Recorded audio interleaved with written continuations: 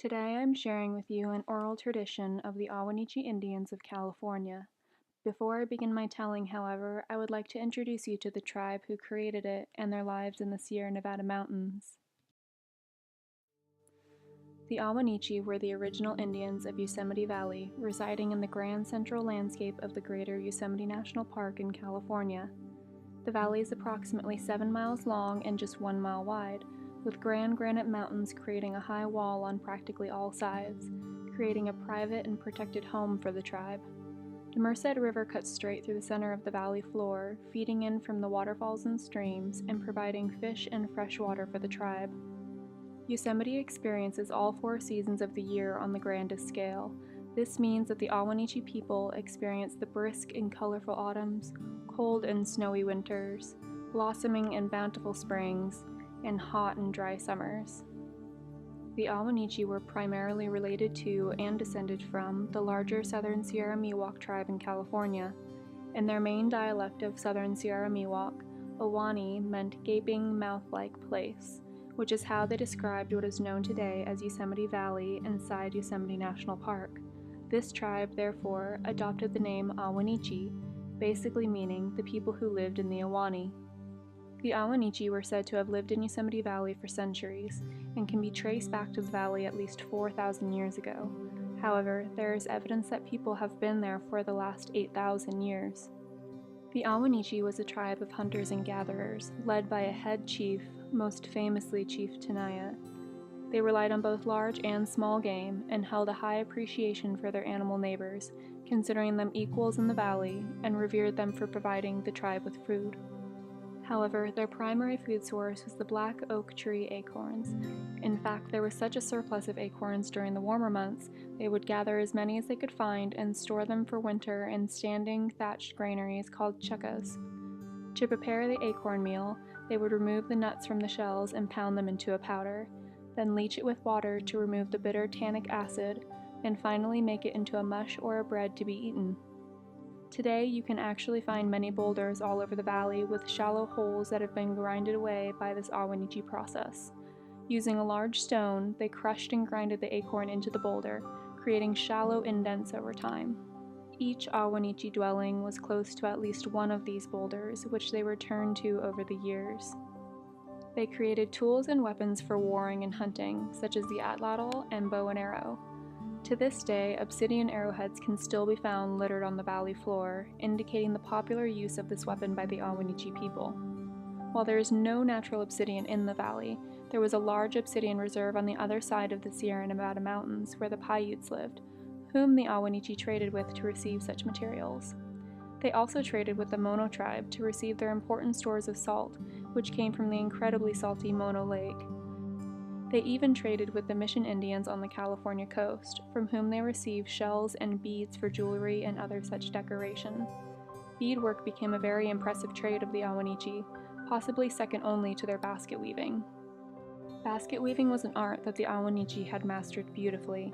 They wove baskets and other items for many uses, such as food containers, bowls and trays, baby baskets known as a papoose, and even large bowls for cooking their acorn mush in. Julia Parker is the last known basket weaver of Yosemite Valley. Her work is so famous that it is seen across the world, including in the British National Museum and in the home of Queen Elizabeth. The clothing of the Ahwahneechee was very simple and minimal. Men wore breech clouts, a simple piece of material passed through the thighs and secured in place by a belt, or a short skirt made of animal skins. Women wore a similar skirt of deer skins that reached to their knees and slit into fringe at the bottom hem and was often decorated with ornamentation. Both women and men wore moccasins made from deer skin, and young children were often left nude when not wrapped as babies in their papoose. While the oldest homes of the Ahwahneechee were rounded domes made with wood and grasses, the most common dwellings known to them were bark-covered homes. Built on a framework of pine or cedar poles lashed with grapevines, they were long-lasting. These have often been called ochums or umachas. Private homes could be in the triangular shape, commonly identified by Americans as the teepee shape, or as a round room with a tapered cedar bark roof and a small hole in the center to let the smoke out from their fires. Ahwahneechee leaders had larger homes than others in the village, for they often hosted dinners and events for large groups of people. By the turn of the century, many Ahwahneechee people built structures like the one shown in the picture. They were based on Ahwahneechee homes, but built using Euro-American technology. The sweat house, heated by an oak wood fire, was used by men before hunting and for curative purposes. This sweat house is built in a framework of incense cedar poles covered with successive layers of buckbrush, wormwood, pine needles, cedar bark, and earth. The roundhouse, or honey, was a center of the village religious activities and focal point of large, affluent villages. The original Ahwahneechee roundhouse was earth-covered, but the contemporary roundhouse has a roof of incense cedar bark, a roof style that probably did not occur before contact with non-Indians. While men traditionally did all of the hunting, women did most of the daily work, such as gathering firewood and daily resources, gathering plants such as tuberous roots, pine nuts, acorns, and berries, and were also responsible for all child-rearing, clothing making, and more. Polygamy was not unheard of, and sometimes chiefs would take multiple wives from surrounding tribes to cement friendly relations with said tribes. A bride's price had to be paid to the wife's family by the husband-to-be.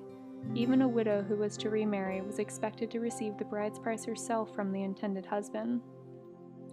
The Ahwahneechee believed that there was a benevolent Great Spirit who watched over them, and that long ago they were somehow separated from the beautiful and happy world of Elohim, made to wander these gloomy and distant lands, but that if they were good people, they would be able to return to Elohim in the afterlife. However, they believed that bad people returned to this world as grizzly bears, as punishment for their wrongdoings. Medicine men were both doctors and religious leaders in the tribe. They were believed to have strong supernatural powers, not only over curing illnesses, often by cutting open the afflicted area with a piece of obsidian and then sucking out the blood, but also with influential and effective counseling services for the chief and other headmen. Upon death, the body would be wrapped in blankets, set on a wooden pyre with all of the deceased's personal items and tribute from family and friends, and then burned. The bodies would be burned right away in order to avoid any evil spirits from lurking around the body, waiting for the natural soul to depart so it could reanimate the deceased. By burning the bodies immediately, the Ahwahneechee believed it was less likely for any evil spirits to be successful in such attempts, and that the deceased soul would easily find its way to the spirit world of Elohim, or distant west. It is said that the cremated ash of the deceased would be gathered, mixed with pine pitch, and plastered on the closest female relative's face as a sign of mourning, not to be removed until it wore away naturally. Also, before the burning, the wife of a deceased husband would cut her hair short and burn it with his body so that he had something to know and love her by in the spirit world. Around the turn of the 19th century, there was a bout of disease that spread through and decimated the Ahwahneechee's population. While some people from the tribe fled the valley at this time, after a brief absence, many returned with Chief Tenaya, the son of a previous Ahwahneechee chief. At this point in time, there were only about 200 Indians left in the valley, far less than the previous population. The tribespeople led by Chief Tenaya were said to be great warriors and rather violent towards anyone who wronged them or encroached on their lands, including surrounding tribes. However, while it is true that the Ahwahneechee were considered to be the more violent and dangerous tribe in the greater Yosemite area, they were part of a vast array of tribes, all of which were known as being extremely peaceful and amicable people. They were simply the most temperamental of some of the calmest tribes in California. And despite this fact, they did live in great peace with the surrounding tribes for many, many years, especially prior to Anglo contact. Nonetheless, the surrounding tribes were said to have become rather frightened of Chief Tenaya and his people, reportedly calling them the Yosemite tribe to some of the American militiamen. Major James Savage, part of an American battalion that warred with Tenaya and the Ahwahneechee, translated this to mean full-grown grizzly bear, possibly thinking that this is what the other tribes equated Chief Tenaya to. However, it is believed that the word he was trying to translate was actually the Southern Sierra Miwok word Yosemite, which means they are killers. With the onset of the gold rush and reports of great stores of gold in the Sierra Nevada mountains, miners by the thousand came and took possession of the whole country, paying no regard to the natural rights or wishes of the Indians already living there. Moreover, the Indians saw that their main sources of food were being rapidly destroyed.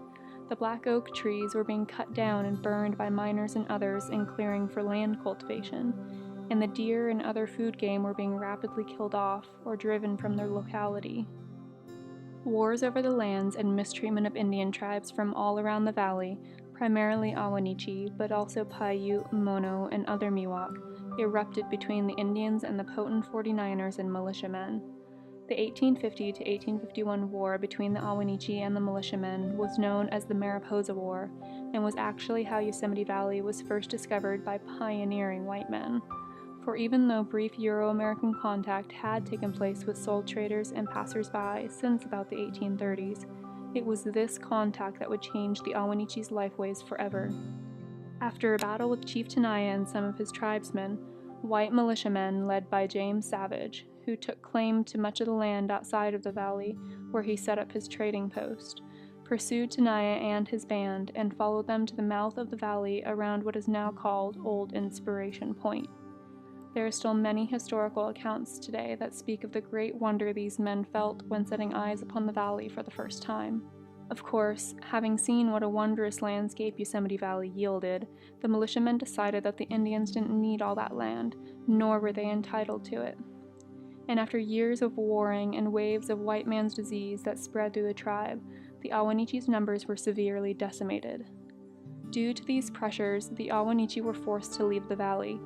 Some left by choice, fleeing to nearby villages outside of the valley walls, and others by force, being made to relocate to a reservation a great distance away. Almost all of the tribe had left the valley by the time touring visitors began to flock to the park in the late 19th century. After a time, many Ahwahneechee were permitted to return to the Yosemite area. However, they had been so broken down and dispersed into desolate conditions that much of their cultural heritage had already dissipated, and the remaining tribe members slowly integrated into white society upon their return. Today, the Ahwahneechee reside in very small numbers in multiple locations in and surrounding the park, and many are employed by the National Park Service, the concessionaire, and other local businesses inside of the valley. At least 7 American Indian tribes and groups claim traditional associations with Yosemite. Individuals from these tribes and groups continue to maintain cultural associations with lands and resources in the park through cultural and religious practices. As with all Indian tribes, the Ahwahneechee had many oral traditions that remained an integral part of their society and culture. Some of the most well-known and honored today are those that tell of the creation of parts of Yosemite Valley, for there are monumental and majestic granite formations and incredible waterfalls throughout the entire valley, virtually all of which the Ahwahneechee had creation oral traditions for, including the oral tradition I have to share with you today. This is the story of Tutokanula, known today as El Capitan, and how it came to be the 3,000-foot mountain, the largest granite monolith in the world, that it was in the Ahwahneechee's time, and of course, still is today. But more than that, this is the story of the smallest, humblest creature of the valley, how it overcame incredible obstacles that even the most powerful and skillful creatures in the valley could not surmount, thereby becoming the most celebrated hero of the day, and the namesake of the most impressive monument in the whole valley. It is a story of being true to yourself and being proud of the natural gifts you possess, for even if you are small and undervalued, you possess strengths and skills that even the most severe and powerful beings do not, and with those skills you can overcome the most intimidating and amazing obstacles. It is a classic story of how slow and steady wins the race, a lesson that is taught to children across a vast range of cultures and was clearly central to Ahwahneechee beliefs and life lessons. It is a lesson that was also immortalized in popular Western culture and Aesop's fable of the tortoise and the hare, a story that dates back to approximately 600 BCE, supporting the fact that this is one of the oldest life lessons known across the world, and its message is, therefore, quite invaluable. It also acts as a general cautionary tale to children about what could happen if you don't listen to your parents or you wander off from them too far. While there is no known dance or special tradition associated with the telling of this oral tradition, impassioned voice inflections would have been used to effectually relay the meaning of the story and its importance to the tribe. It was most likely told during intimate family get-togethers, as well as at large gatherings where the tribe would assemble to celebrate their culture and pass down their knowledge to growing generations.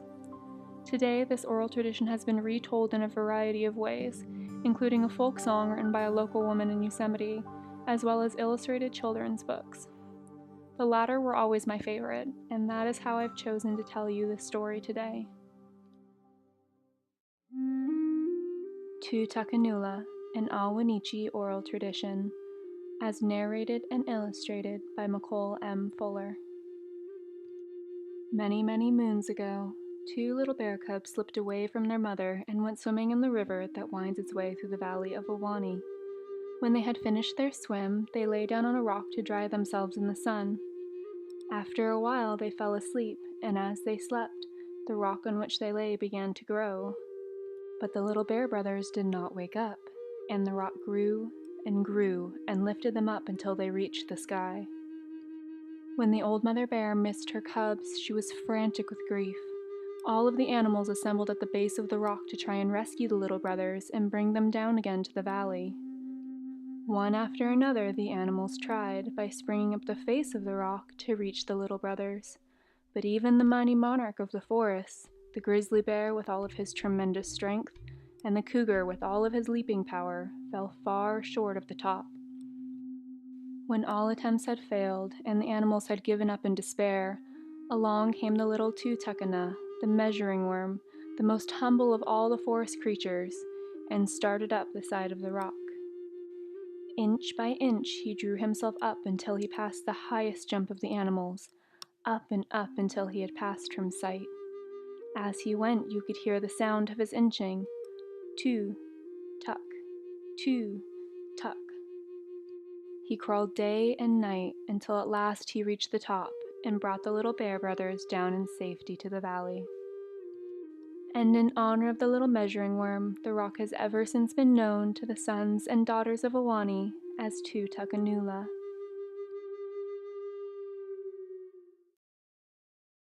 There are a few different versions of the oral tradition of Tutokanula.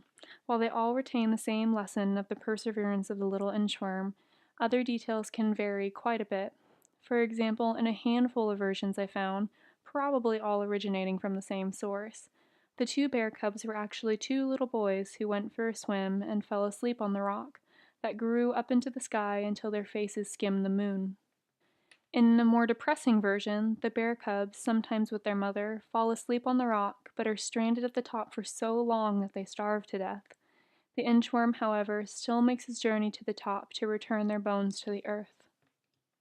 Still yet, there are versions that incorporate different details, like different animals trying to ascend to the top of the mountain, or the animals laughing at the inchworm's offer to save the bear cubs, or how the long striations found in the face of El Capitan were left from the claws of bears and mountain lions trying to claw their way to the top. The version I've chosen to tell, however, has been the primary story that I have heard since I was a child growing up in Yosemite Valley. It remains my favorite not only because of its ties to my childhood, but because it really captures the positive power of the moral lessons, embracing who you are, and the incorporation of traditional animal characters of many American Indian oral traditions. I also believe it captures the heart of the Ahwahneechee culture, their respect for their animal ancestors and counterparts with whom they shared the valley, and their reverence of the mystic magnificence of the monoliths and the entire valley in which they lived.